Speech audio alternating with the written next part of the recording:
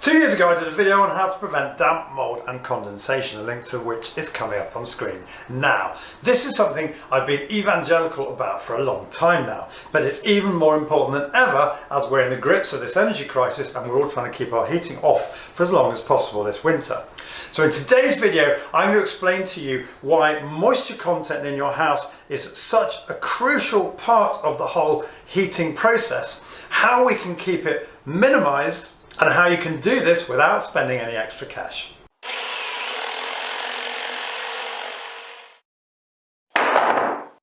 First off, I'm going to explain why moisture control is so important, because basically the higher the moisture content in the air, the harder it is to heat your house.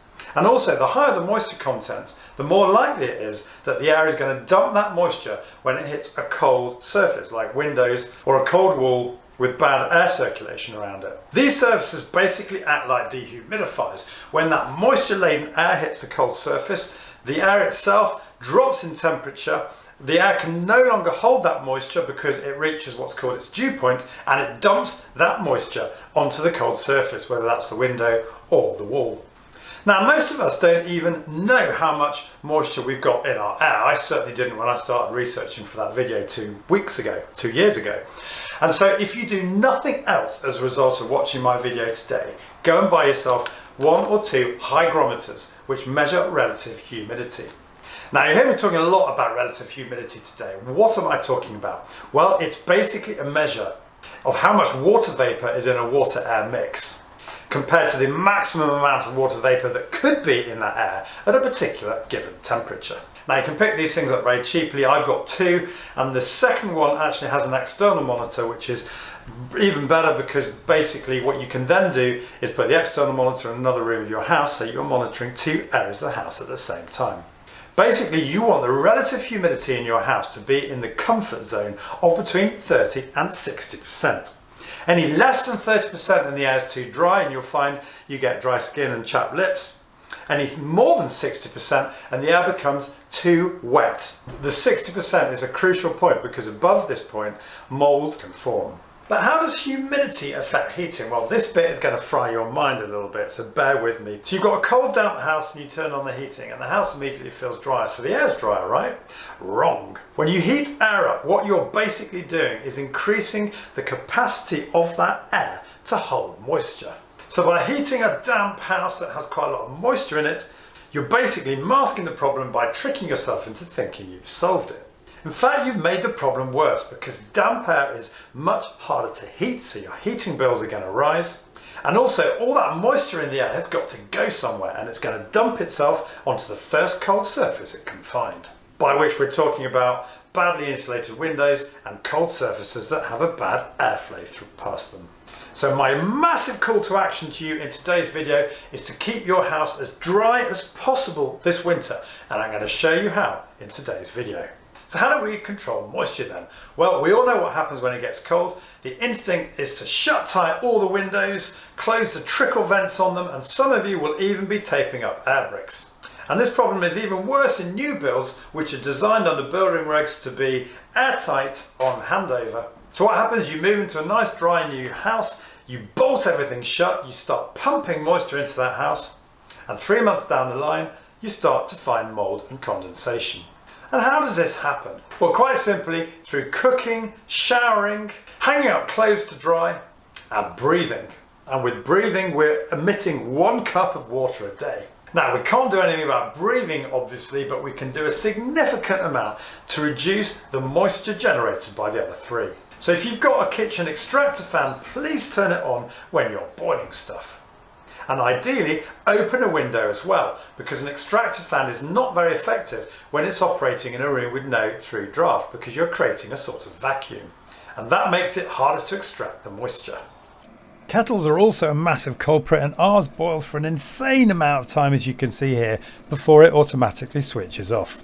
When it comes to showering, and this is a controversial one that drives my family crazy, always try and keep the window open when you're showering, because you can see in this clip here just how much moisture goes out the window during this event. And also keep the bathroom door shut to prevent that moisture going around and circulating around the rest of your flat or house. If you haven't got a window, make sure you've got a decent extractor fan installed, and I did a video on this recently, a link's coming up on the screen now. Less controversial, but also really important, and I bet none of you out there do this, squeegee your shower down after each use. And by that I'm talking about the walls, the glass screen, and also the tray.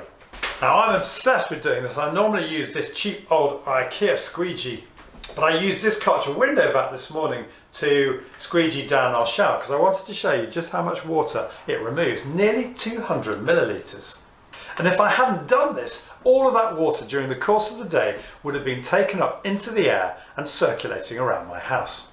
And the chances are that water will end up as mould on a cold surface at some point. So squeegee these surfaces down each day, leave the window open if you can for as long as possible before you go out to work. And what I find by doing this, literally 10-15 minutes later, the room feels like nobody's even been in there. And if you haven't got a window or an extractor fan, consider getting yourself a dehumidifier because that will set to work removing all of that damaging moisture whilst you're out. So do get yourself a squeegee, or better still, a Karcher window, well, it doesn't need to be Karcher, a window vac if you can. I tend to use this much wider head than the narrower head, just more useful. But the brilliant thing about these window vacs is that they also vacuum condensation off windows. You can actually get them pretty cheaply at the moment. I found this one for £40 at B&Q, and if you buy it through the WeShop platform, you get shares every time you buy, which is great because you build up a bit of a nest egg for buying stuff you need anyway. And you also get to see my videos of all the DIY stuff I love under my profile. I'll enclose more information in the description under this video, including a link to WeShop, and you'll need my username, Charlie White, all one word, to sign up. Next up, we've got drying clothes. Now, I've been bombarded on my newsfeed on my phone recently with article after article about heated areas. Because let's face it, even if we've got a tumble dryer, chances are we're not going to turn it on this winter because electricity is becoming so expensive. But the problem is hanging up and drying your clothes inside the house is again massively contributing to the moisture problem. But luckily there are ways you can minimise this. Firstly, by shutting the door of the room where you're drying these clothes and opening the window if you can to maximise the airflow across those clothes while you're drying them, which will also dry them quicker. If you don't have a window in your drying room, again that eBac dehumidifier that I showed you a few moments ago has a laundry mode on it. Now, I'm not suggesting you use dehumidifiers right through the winter because again, they are not expensive to run, but not cheap either.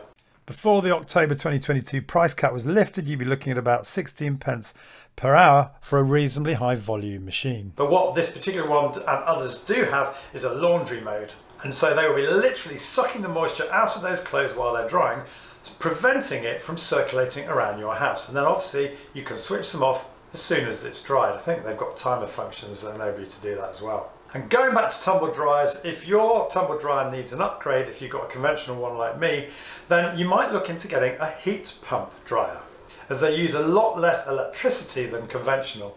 Now, heat pump tumble dryers don't need ducting, you do have to empty them.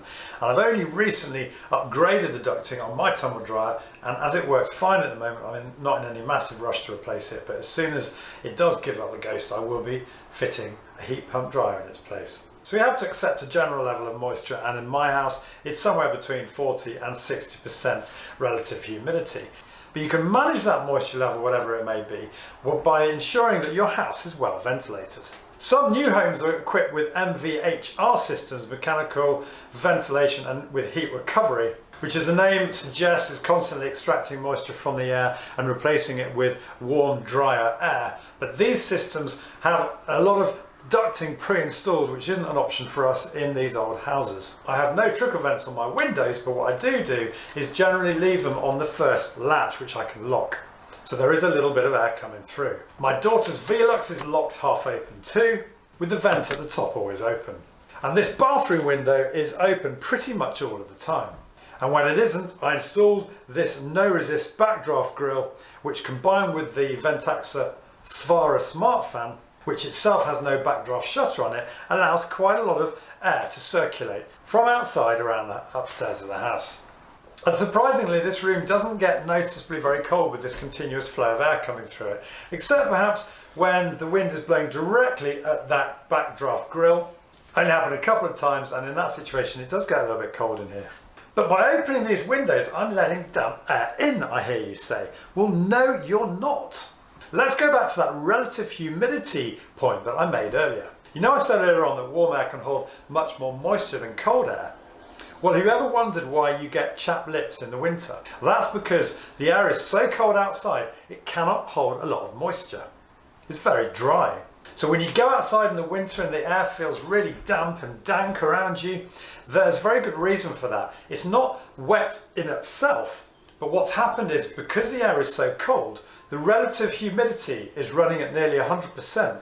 To illustrate this point, this clip was taken when I did that condensation video and the relative humidity outside was running on this day at 99%. So on those cold winter mornings when the air feels really damp, it's not because it's holding a lot of moisture, it's actually because the air is so cold, it's running at nearly 100% relative humidity, but the capacity of the air to hold in much water is very low. So opening those windows in the winter does not bring damp air in. It actually helps to keep your house well ventilated with drier air from outside. And on this point, you probably get mold forming in cupboards, behind bedside tables, wardrobes, anywhere where there isn't a lot of air circulating. I certainly used to get this, and you can help to minimize this by keeping the doors in these rooms open if you have to shut these doors, by making sure that there's a thin gap underneath the door of say 10 millimeters to encourage airflow around the room. You should also, wherever possible, pull those bedside tables or wardrobes a little bit away from the wall to maximize the amount of airflow in those cold areas that could be susceptible to damp and mold. And there's a very good reason for this, because by encouraging airflow across these cold surfaces, you're not allowing that moisture-laden air long enough to cool down to reach its dew point and dump that moisture onto the cold surface. And that's why, I don't know whether you've ever noticed, but if you leave your curtains open at night in the winter, where like me you've got single glazed windows, you might find in the morning that there's no condensation on those windows. However, if you keep the curtains shut, when you open them in the morning, you'll find they're laden with condensation. And that's because when you shut the curtains, you are trapping that warm air between the curtains and the window. The warm air got cold, dew point reached, dehumidifier in action, extracting the water out of the air and dumping it on that window.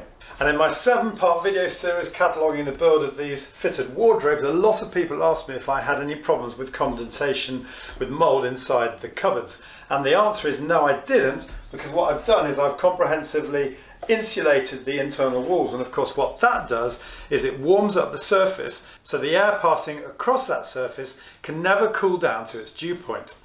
The only problem is internal insulation is now becoming increasingly expensive since the pandemic, and in the current cost of living crisis is probably not a viable option for most of us. And there are also other things to consider, such as the need to do it properly to eliminate cold bridging, and debates will rage forever as to whether you should be insulating internally a period property like this.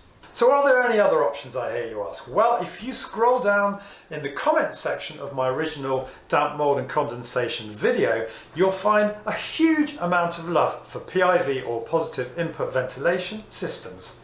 Now these systems are normally installed in the common areas, in the corridors of your house, or if you've got a flat, one of the outside walls with ducting going outside.